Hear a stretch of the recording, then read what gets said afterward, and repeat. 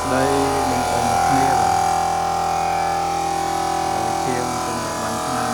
តមិញបាញ់អត់ហើយយកតាមមិនទាន់ខូចអឺឥ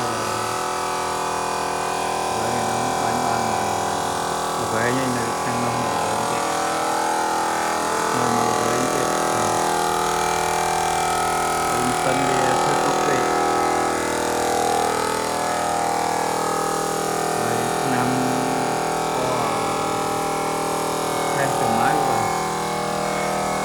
វានេះដោដែរបាទវានេះដោពណ៌ដែរវាដោពណ៌ស្រែដោកងបងបាញ់ពណ៌ខេះចំម៉ៅដែរហើយខាងនេះយើងធ្វើរនាំង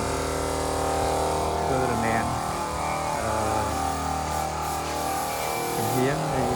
នេះដៃស្នាចាប់ខាងលើដៃស្នាយើងឡើងហើយយើងនៅតែដេរហើយដាក់ជូនឈុកហើយ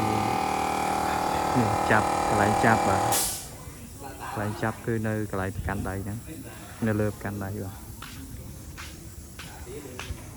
ហើយជាងពងតែបាញ់ឆ្នាំហើយខាងនេះធ្វើរនាំងបិទការពារខាងមុខក៏ធ្វើដែរបាទខាងមុខលើទ្វារហ្នឹងធ្វើរបៀប